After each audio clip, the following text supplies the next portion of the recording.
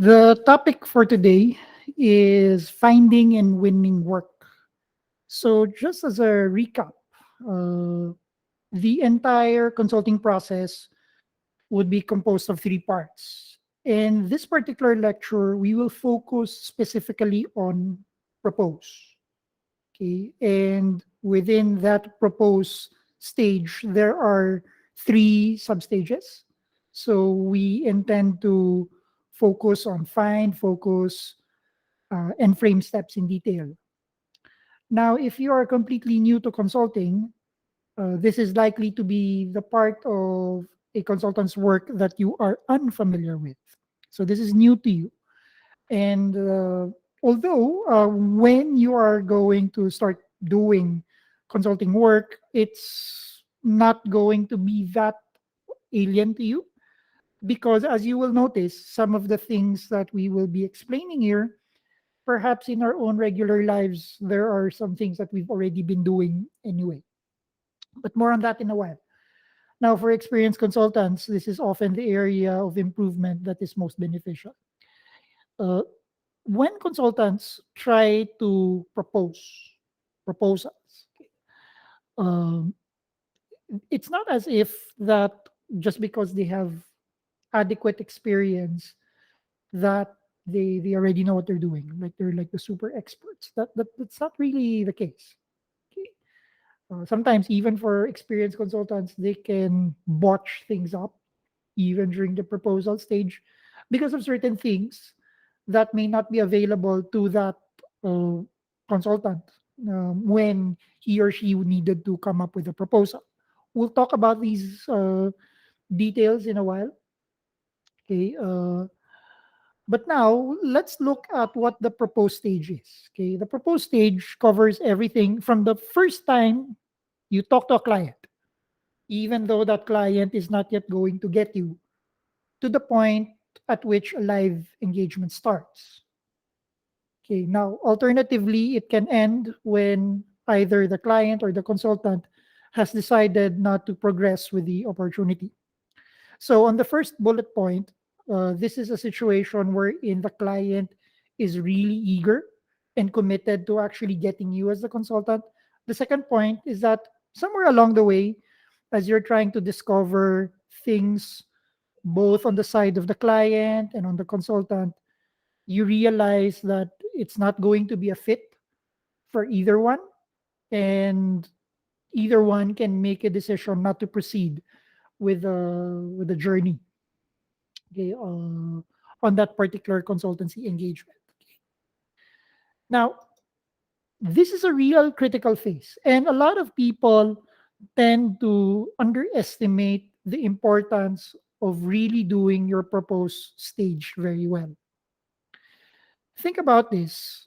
In some cases, there are times wherein when we're going to propose a solution to a client, any client, okay, sometimes the client might be eager to get us, maybe because based on their assessment, the work that you intend to do as a consultant is actually fit for them.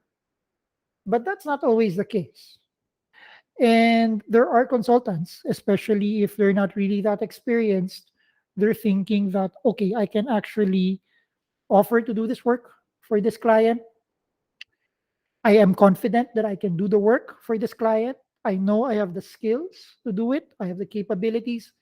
And all of a sudden, it doesn't work out. The client decides to go elsewhere or not to proceed with the project. That can happen. And as you know, I mean, if we're looking at consultancy as our business, okay, it actually determines whether we can have income or not. Okay, we'll find out when whether we'll have some revenue uh, in the weeks or months to come. Okay, and if the proposal stage is done cautiously, done very carefully, done responsibly, it actually sets the scene for the whole client consultant relationship. Remember, the propose phase is the start. Okay. You still have to deliver the project. You still have to deliver the consulting engagement. and then later on wrapping up. Okay. And if the proposed stage or the proposed phase is not properly done, or it's not taken care of very well, then during the project, things might sour along the way. Okay. And the proposed phase actually establishes expectations about how an engagement will be carried out. So it sets the tone, it sets the guidelines. Okay, and in a while we'll talk about contracting, which is part of your proposed phase. So overall, if the proposed phase is not really carefully done, is not, as I said, responsibly done, it's either you will lose out the opportunity then and there. Okay, so the client won't sign up with you, or the client might sign up with you, but then there might be some animosity along the way that would make it difficult for you to complete the actual engagement with them. Now, let's start with the first of the three steps. Okay, so finding opportunities. Now, to make a sale, okay, to actually come up with that engagement with the client, there has to be a coincidence of needs. As a consultant, well, you need them, okay, but more than that, the client has needs. So the client has to need help from a consultant. The client knows that he or she would need some help, but may not really fully understand what that help might be. Okay. And the consultant, of course, has to want to work with that client. So it's not enough that you're available, that you have skills. Okay. You even have to understand whether you really want to work for the client. Okay. And sometimes even everything else is aligned. But just because you don't really like the client, the relationship can actually sour. Okay. Now, if both needs exist, the client's needs and the consultant's needs, well, there's an opportunity to match or strike the deal. Otherwise, there's no deal. So, a lot of elements are at play if we really want to find out, if we really want to make sure that there's going to be a deal. Now, so we'll talk about awareness of clients' needs and awareness of consultants' capabilities. So these are the two sides of the same spectrum of opportunities, right? So on one hand, you need to make sure that you know what the client really needs. On the other hand, you need to know and be aware of what you're capable of actually delivering. Obviously, if two sides don't match, then there's no deal. So let's take a look at uh, well, how do we go about with this? How do we try to make sure that both sides actually match? Well, number one, consulting is inherently a networking business. Obviously, if you have difficulty trying to network or really dealing with people, then there's no way really for you to find out clients. More so, there's no way for you to find out clients' needs. Okay. So the more people you know, and the more who have a positive regard for you, the more likely you'll be able to generate leads. That's natural. That's how things work, and that's how actually one can be very valuable in a consulting business. Sometimes a consulting business is hinged on the strength of your own network. It's not so much as your capabilities even, right? Because capabilities, in a certain sense, they can be built, they can be trained. You just need to have some time to actually build your capabilities. But the network, building a network, oh, that can take years. And in fact, the amount of effort required to build that network, when you want to maintain that network, there's also a certain amount of effort also to maintain that network. And it can be very easy to destroy a network. All you have to do is just be involved in a scandal. That's it. Everything about your network would start crumbling down. Okay. So you can see that in the consulting business, having a strong network, having a lucrative network is an advantage for you as a consultant. But of course, that's not the only thing that what makes a consultant valuable. Naturally, the skills and the capabilities of the consultant, that's still important. Okay. Now, hence the starting point of finding opportunities is to build and manage your network. So that's something that, if there's anything that you want to pick up from this particular lecture, well, you ask yourself, at this point, how's my network? Do I know a lot of people? Do I know a lot of people with needs? Do I know a lot of people with needs wherein I can help them with? Right. So those are the questions that you'll probably ask yourselves right now. Okay. But more than going to that end point wherein you want to do consulting for them, you may want to ask, do I know a lot of people? And that's a fundamental question that you'd probably want to ask. Now, how do you build and manage your network? Now, a strong network of positive relationships is an important asset to a consultant for various sorts of reasons. Definitely, relationships are important. And this is something that you will hear when you're learning about consulting, consultancy. It's not about what you can deliver to the client. The relationships are also important, if not more important than what you're actually going to deliver. Okay, so knowing how to take care of those relationships and making sure that each and every relationship is positive, okay, that's an important skill of a consultant. Okay, and naturally, if you really want to build a strong network, okay, the relationships that are part of that network, they should be positive. Okay, maybe some neutral ones. That's fine. It can be very difficult to really manage each and every contact to have a positive relationship with, but in general, you'd want a grand majority of those in your network to have a positive relationship with you. Okay. Now you should deliberately build and manage your network and not leave it to chance or let it develop purely haphazardly. You're not just going to be passive about it. I think if there's one term that we want to keep in mind that we should be avoiding, it's being passive when it comes to building our network. And as we mentioned a while ago, building a network takes a huge amount of effort. It's hard work. Okay? And well, we shouldn't really undermine or criticize the need to actually have a network. So therefore, we should, constantly be on the lookout on how we can actually build and manage our network. Sometimes you have to go to events, so on and so forth. Okay, or try our best to really look out for people. Okay, sometimes with no other intention than to just befriend them. Okay, now we start with the one side of the equation or one side of the perspective, awareness of clients' needs. Okay, your network should be your primary vehicle to become aware of clients with needs.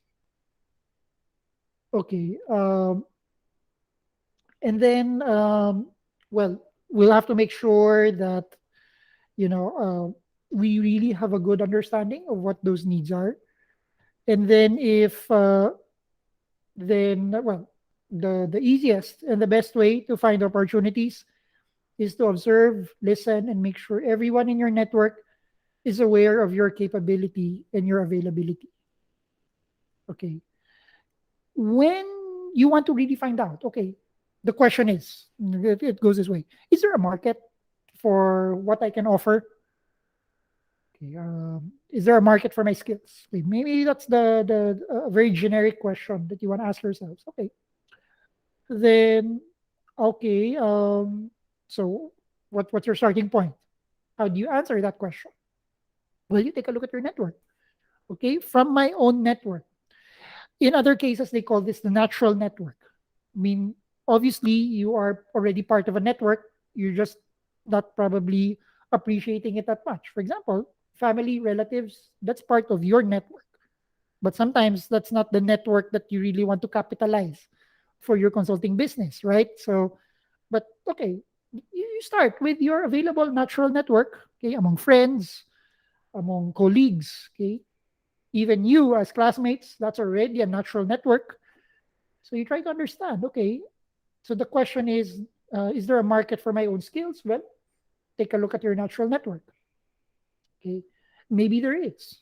Okay, now supposing that there is, okay, then you try to build on that. Now you try to capitalize and then try to extract even further. Okay, is this really a need that I can capitalize on? Okay.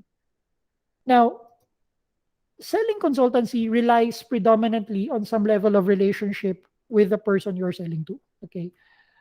Um, of course, um, like with the natural network, that's something that's easy to do. But as you build your own network, one way to actually build your network beyond the natural network would be referrals. So if your friends would have their own friends that's not part of your network, if they help you identify, okay, this friend of mine has this need, then okay, then your network starts to grow. But one effective way of really understanding what the needs are is by taking a look at a client's request for proposals. So often than not, uh, the clients know that they need something. And sometimes they have a mature way of understanding what their needs are, that they can really document it and articulate what their needs are through RFPs or requests for proposals. Now, obviously, it's quite clear. It will be indicated in their RFPs on what their needs are. So all you have to do is just pick up an RFP, okay, and then take a look whether the RFP, okay, or what's listed in the RFP would match your own capabilities. Now, uh, of course, that's one way for us to understand the needs of our clients. But supposing it's not always going to be the case wherein there's an RFP. Uh, how do we understand whether the client has a need? Well, one way of doing that is by creating a need. Okay, it's quite funny, right? I mean, for RFPs, the clients are clear that they have a need. It's in the RFP. All you have to do is take a look at the RFP and then, okay, assess. Okay, bullet points, list of requirements. Does it fit with what I can do? Okay. If yes, then okay, we deliver that. Now, what if there's not that many RFPs? Okay. Now you try to create that need in a way. Okay. So rather than the consultants finding a client, okay, clients with problems can find consultants, and then the common term for activities used to raise the awareness of your capabilities, okay, is called marketing. So you have to market yourself. So maybe not everyone knows that they have a need. So of one way to actually make them aware is, by marketing yourselves that, okay, I can do this. Maybe you're not aware, but think for a moment. Maybe what I can offer you is something that you probably need. You're just not aware of it until now. So that's what consultants normally do. Okay. If there is no available need, then we sort of create the need. Okay. But I'm a bit hesitant to use the term creating needs because for one, it sounds very devious. It sounds very manipulative, right? Uh, but the thing there is that if you have something good to offer and you know that that's not really given prominence, or people don't appreciate how important your capabilities are or what you bring to the table, then it's up to you to actually show to the world, to the market, that what I have, what I can offer is important. Okay. So it's not just simply creating needs for the sake of manipulating them and controlling the narrative so that the outcome is that they will go to you. While from a commercial standpoint, that would be advantageous, that's not exactly what you really want from an ethical point of view as well, right? But nevertheless, you as a consultant, okay, um, being ethical at the same time is that it's not just creating needs, okay? It's about, since you know what your capabilities are and you have a clear understanding of what you can really offer to the market, then it's just you communicating to the market that I can do this and I can do this very well. And that's marketing. Now, there are many forums that provide marketing opportunities. So there are conferences or workshops. Often, you know, consultants would go to conferences, even if the conference is not about them, right? And sometimes they allow themselves to be invited to give speaking engagements in a conference. Okay? So while ideally, even from an academic point of view, Those who speak in conferences would be those who've really done the work, right? But oftentimes, conferences would have a lot of sponsored talks wherein the consultants themselves are the ones presenting. And that's one way of marketing. Another would be professional societies or associations. Okay. And again, it may not be your own profession.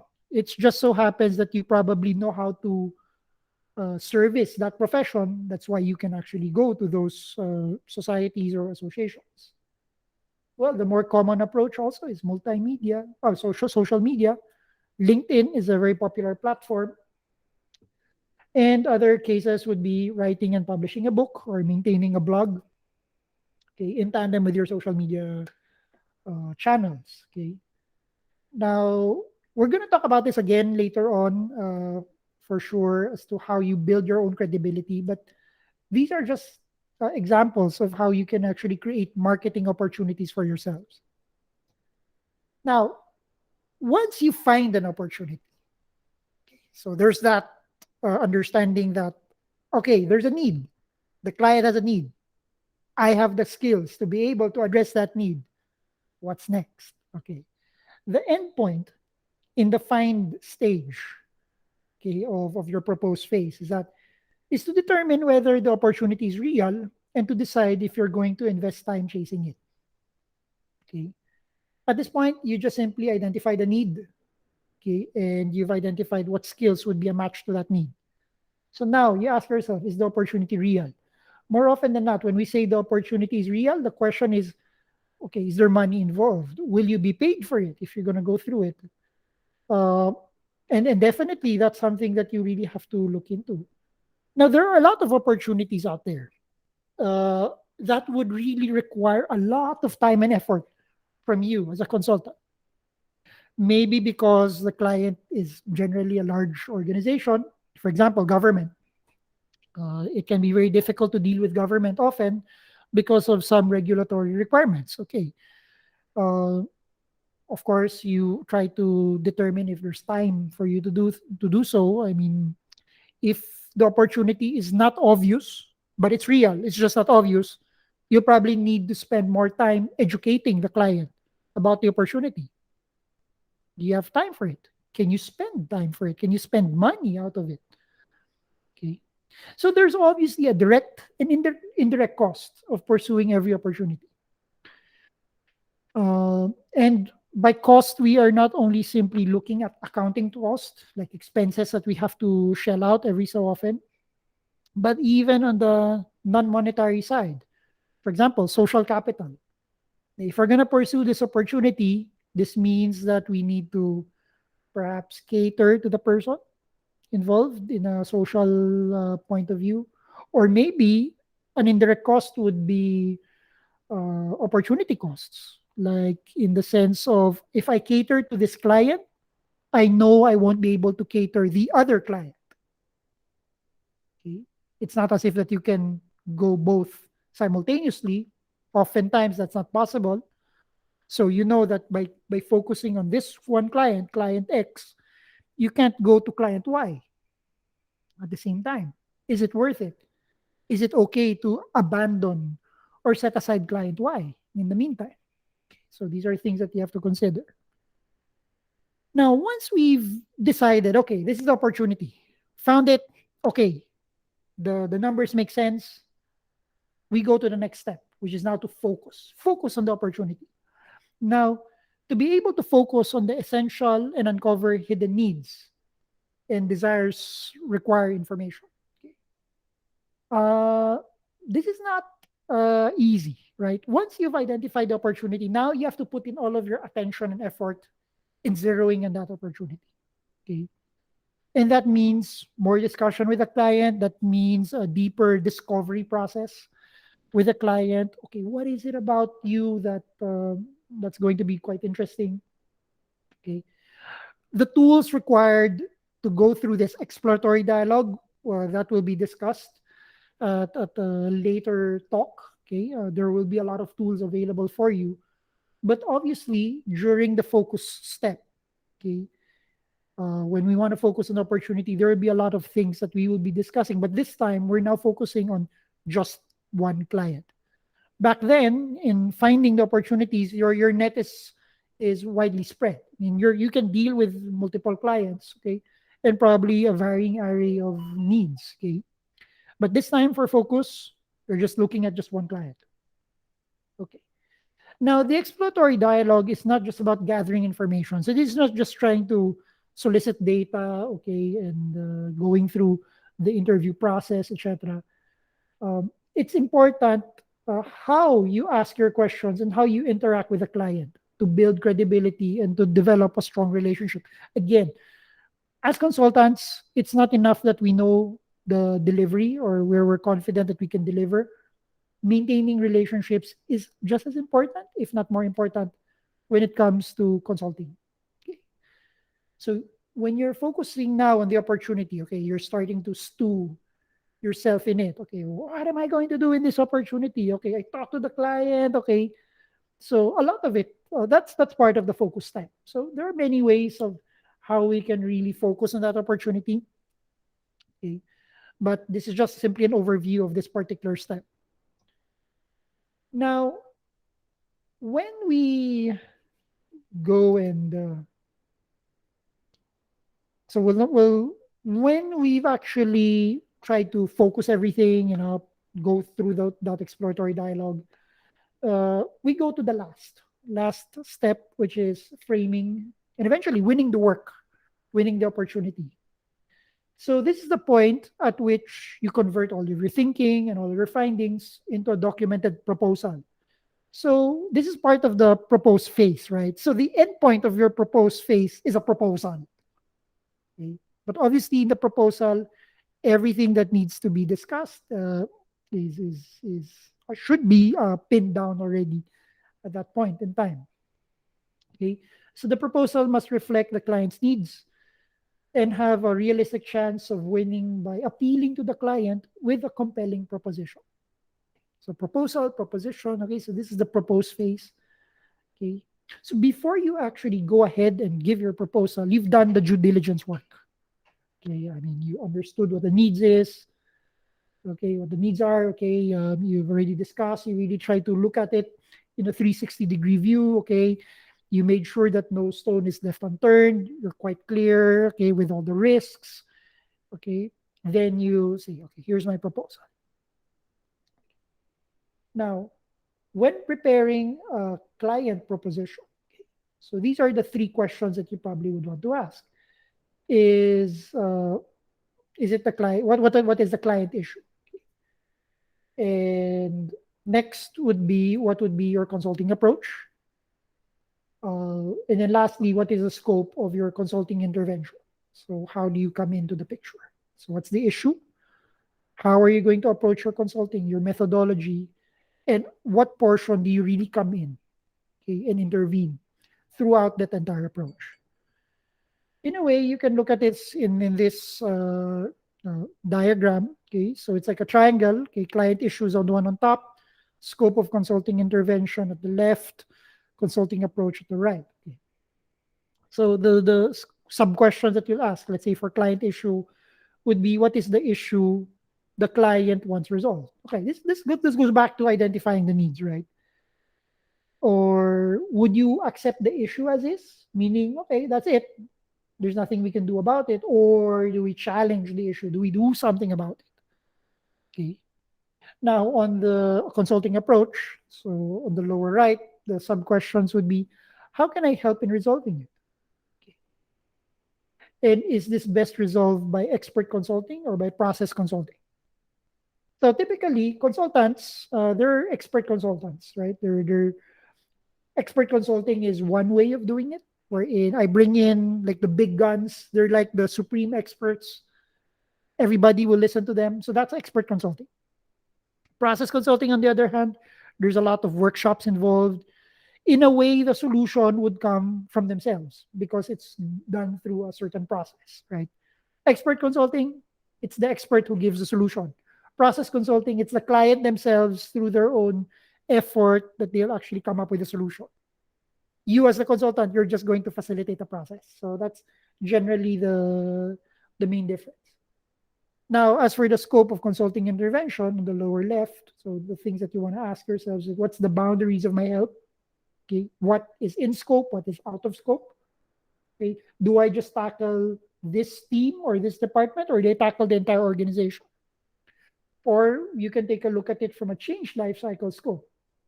Okay, am I there simply at the early part, the thinking, the planning stages, or am I going to help only when I'm going to implement the change? Or will I only come in towards the end when we're reviewing things? Okay. So where do I come in? Okay. So those are the sub questions that you want to ask if you really want to be able to come up with a good proposal for the client. And definitely these questions, these has to be answered. These have to be answered in the proposal that you will give to the client. And then, of course, when you are done with the work and focus and frame steps, okay, of course, you want to keep on winning, right? What I've just elaborated right now, that's just for one client. Now you have to keep on doing that. In fact, that's not just one client. You'll have to do that for one project for a client. You can have many projects in a client. You'll have to keep on doing this process again, right? And obviously, you want to have many clients. Okay. Now, the aim of a proposal is to get a client to commit fees to you in return for consulting engagement. Okay. Now, one way to measure the success of your proposed stage is to think about the percentage of opportunities you win. Definitely, 100% win rate is practically impossible. Maybe you'll probably experience 100% rate, maybe if you're lucky on your first few times. But at some point in time, you will lose opportunities. If you're honest about yourselves, right? You will lose opportunities.